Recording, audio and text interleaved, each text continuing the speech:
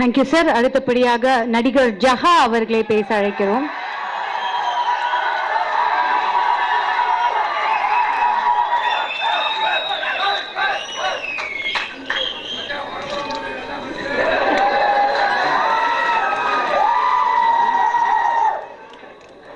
இந்த விழாவை இன்னும் சிறப்பு மிகு விழாவாக்க வந்திருக்கும் அனைத்து இயக்குநர்களுக்கும், பத்திரிகையாளர்களுக்கும், என் நண்பர்களுக்கும்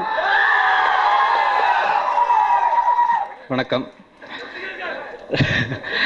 நான் திருச்சியில் ஸ்கூலிங் முடித்தேன். திருச்சியில் ஸ்கூலிங் முடிச்சுட்டு சென்னைக்கு எப்படியாவது வந்துடணும், சினிமா ஆசை இழுத்துருச்சு. சரி, சென்னையில் எப்படி என்னன்னு பார்க்கும்போது எங்கள் வீட்டில் கொஞ்சம் அப்படி மெக்கானிக்கல், சிவில் இந்த மாதிரி படிக்க சொன்னாங்க. சரின்னு நான் சத்யபாமா யூனிவர்சிட்டியில் சேர்ந்தேன்.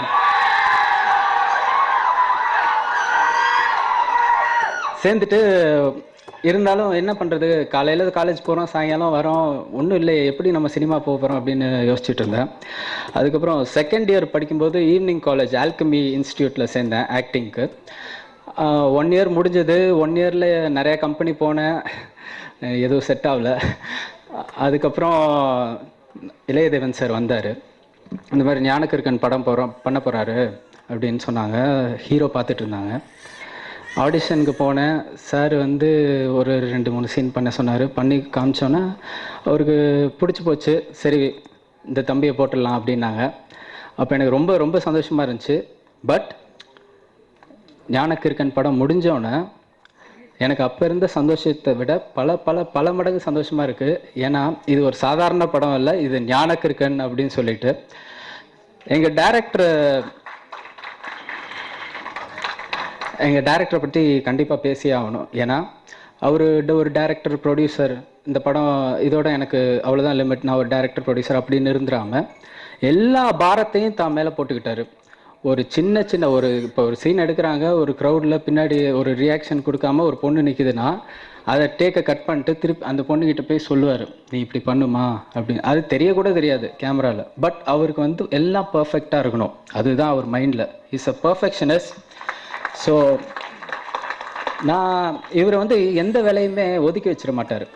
அவர் போய் இன்வால்வ்டாக பண்ணுவார். ஒரு கம்ப்யூட்டரில் உட்காந்து ஒரு டிஐ பண்ணுறவங்களா இருந்தால் கூட நமக்கு அது தெரியாது, அந்த விஷயம் தெரியாத விட்டுற மாட்டார். இது என்ன, இது ஏன் இப்படி இருக்குது, இதை எப்படி வைங்க, இப்படி மாற்றி காட்டுங்க, அப்படி இப்படின்னு சொல்லி இவரே கூட கற்றுக் கொடுத்துருவார் ஒரு 2 நாளில் அவருக்கு. ஸோ அந்த மாதிரி ஒரு மல்டி டேலண்டட் பர்சன் இவர்.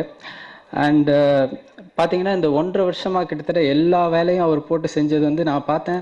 சரி, நான் யோசித்தேன், ஒரு படம் பண்ணும்போது சரி கஷ்டமாக தான் இருக்கும், ஓகே, பட் இந்த அளவுக்கு ஒருத்தவங்க கஷ்டப்படுவாங்களா அப்படின்னு தான் தோணுச்சு. ஏன்னா அப்படி ஒரு ஹார்ட் ஒர்க்கர் அவர், அவ்வளோ டெடிக்கேட்டடாக பண்ணனால தான் இந்த ரிசல்ட் நமக்கு கிடச்சிது.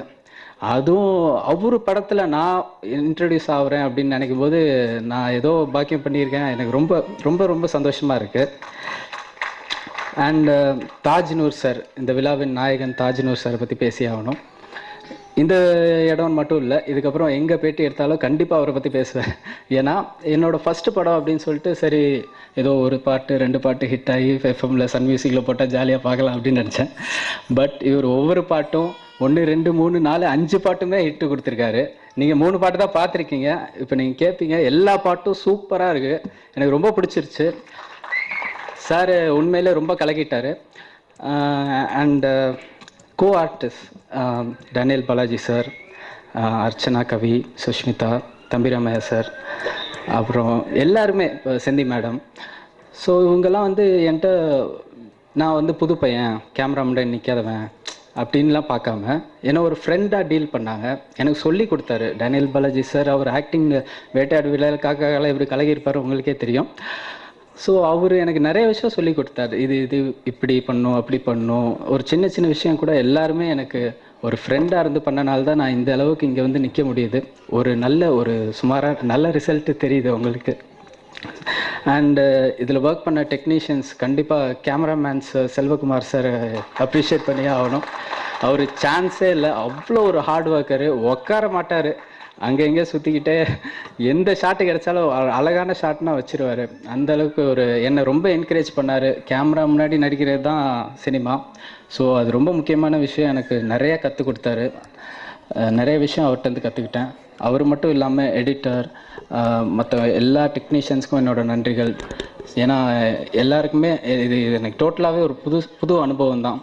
ஸோ எல்லாருமே சும்மா காசு வாங்கிட்டு வேலை பார்க்குற இது இல்லாமல் எல்லாம் ஒவ்வொருத்தரும் அவங்க படம் நினச்சி வேலை பார்த்தாங்க. ஸோ இந்த பாடல்கள் படம் வெற்றி பெற இறைவனை வேண்டுகிறேன். நன்றி, வணக்கம். தேங்க்யூ. Thank you so much. அடுத்தபடியாக